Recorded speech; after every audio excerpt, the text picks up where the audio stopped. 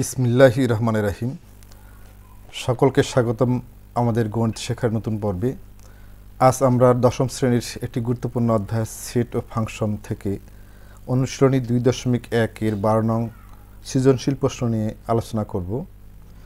তা শুরুতেই আমরা শিকনফলগুলো একটু দেখে নিই। এই লেকচারের শিখবে অনুশীলনী 2.1-এর 12 নং সৃজনশীল প্রশ্নটি। 100 জন শিক্ষার্থীর মধ্যে কোনো পরীক্ষায় 65 জন বাংলায়, 68 জন শিক্ষার্থী বাংলা ও ইংরেজি উভয় বিষয়ে পাস এবং 15 জন শিক্ষার্থী উভয় বিষয়ে ফেল করেছে। এটি হচ্ছে উদ্দীপক। এর ক নং প্রশ্ন হচ্ছে সংক্ষিপ্ত বিবরণ সহ উপরের তথ্যগুলো ভেদচিত্রে প্রকাশ করো। খ নং প্রশ্ন শুধু বাংলা ও ইংরেজিতে পাস করেছে তাদের সংখ্যা নির্ণয় করো। গ উভয় বিষয়ে পাস এবং উভয় বিষয়ে ফেল সংখ্যাদ্বয়ের মৌলিক গুণনীয়কসমূহের সেট দুটির সংযোগ সেট নির্ণয় করো। ভেদচিত্র কীভাবে ব্যবহার করা হয়, সেটের মৌলিক ধারণা ও প্রয়োগগুলো শিখতে পারবে এবং পরীক্ষার্থীদের ডাটা বিশ্লেষণ করতে পারবে।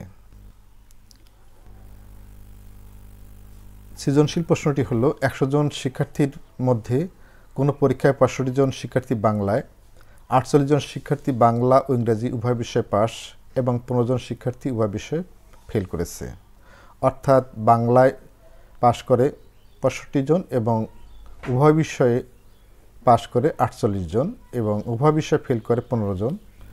তাহলে এই তথ্যগুলোকে আমাদের সংক্ষিপ্ত বিবরণসহ ভেদচিত্রের মাধ্যমে প্রকাশ করতে হবে। খ শুধু বাংলা ও ইংরেজিতে পাশ করছে তাদের সংখ্যা নির্ণয় করতে হবে। গ উভয় বিষয়ে পাস এবং উভয় বিষয়ে ফেল সংখ্যাদ্বয়ের মৌলিক গুণনীয়কসমূহের সেট দুটির সংযোগ সেট নির্ণয় করতে হবে। প্রথমে ক নং প্রশ্নের উত্তর, অর্থাৎ সংক্ষিপ্ত বিবরণসহ এই তথ্যগুলো ভেদচিত্রের মাধ্যমে প্রকাশ করতে হবে। মোট শিক্ষার্থীর সংখ্যা ইউ সমান 100। বাংলায় পাশ করছে তাদের সেট হচ্ছে বি সমান 65। আমরা একটি আয়তক্ষেত্র নেব।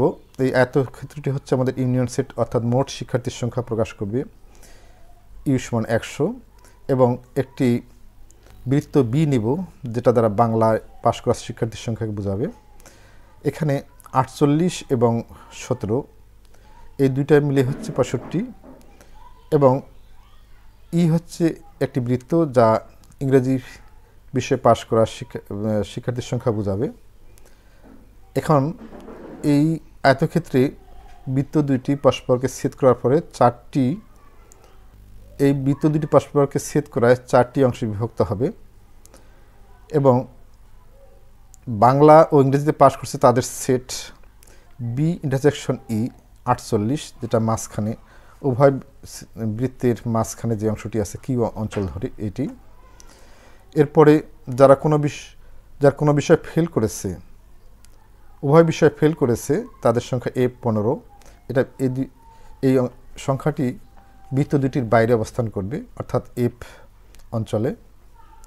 চিত্রটি 4টি নিচের সেটের বিভক্ত হয়েছে যাদের পি, কিউ, আর এবং এফ দ্বারা প্রকাশ করা হলো। এখন খ নং প্রশ্নের উত্তর নির্ণয় করব। শুধু বাংলায় ও ইংরেজিতে পাশ করছে তাদের সংখ্যা নির্ণয়। উত্তর, এখানে উভয় বিষয়ে পাশ করা শিক্ষার্থীর সেট যাদের সদস্যের সংখ্যা কিউ সমান বি ইন্টারসেকশন ই, অর্থাৎ বাংলা ইন্টারসেকশন ইংরেজি সমান 48। শুধু বাংলায় পাশ করা শিক্ষার্থীর বা পরীক্ষার্থীর সেট যাদের সদস্য সংখ্যা পি সমান 65 বিয়োগ 48, অর্থাৎ 65 হচ্ছে মোট বাংলায় পাশ করা শিক্ষার্থী এবং উভয় বিষয়ের মধ্যে ছিল 48। তা 65 থেকে 48 বিয়োগ করলে পাচ্ছি আমরা 17। তাহলে শুধু বাংলায় পাশ করেছে 17 জন এবং শুধু ইংরেজিতে পাশ করা শিক্ষার্থীর সেট যার সদস্যের সংখ্যা আর সমান এই অঞ্চলটিতে মোট শিক্ষার্থীর সংখ্যা থেকে বিয়োগ করতে হবে শুধু বাংলায় পাশ করা শিক্ষার্থীর সংখ্যা, উভয় বিষয়ে মোট পাশ করা শিক্ষার্থীর সংখ্যা এবং উভয় বিষয়ে মোট ফেল করা শিক্ষার্থীর সংখ্যার সমষ্টি থেকে বিয়োগ করতে হবে। এখানে 100 মাইনাস 17, 48 এবং 15 যোগ করলে হচ্ছে 80 এবং 100 থেকে 80 বিয়োগ করলে বিয়োগফল হচ্ছে 20, অর্থাৎ শুধু বাংলায় পাশ করেছে 17 জন এবং শুধু ইংরেজিতে পাশ করেছে 20 জন শিক্ষার্থী। গ নং, উভয় বিষয়ে পাশ এবং উভয় বিষয়ে ফেল সংখ্যাদ্বয়ের মৌলিক গুণনীয়ক সমূহের সেট, দুটি সংযোগ সেট নির্ণয় করো। গয়ের উত্তর, মনে করি উভয় বিষয়ে পাশ পরীক্ষার্থীদের সংখ্যার মৌলিক গুণনীয়কের সেট হচ্ছে m এবং উভয় বিষয়ে ফেল পরীক্ষার্থীর সংখ্যার মৌলিক গুণনীয়কের সেট সমূহের সেট n। এখানে উভয় বিষয়ে পাশ পরীক্ষার্থীর সংখ্যা 48, যার মৌলিক গুণনীয়ক সমূহ হচ্ছে m সমান 2, 3, অর্থাৎ 48-এর মৌলিক গুণনীয়ক হচ্ছে 2 এবং 3। আবার উভয় বিষয়ে ফেল পরীক্ষার্থীর সংখ্যা 15, যার মৌলিক গুণনীয়ক সমূহ n সমান 3, 5, অর্থাৎ 15 এর মৌলিক গুণনীয়ক হচ্ছে 2টি, 3 এবং 5। তাহলে m এবং n এর ইউনিয়ন বা সংযোগ সেট নির্ণয় করতে হবে। অতএব m ইউনিয়ন n সমান m এর মান হচ্ছে 2, 3 ইউনিয়ন n এর মান হচ্ছে 3, 5।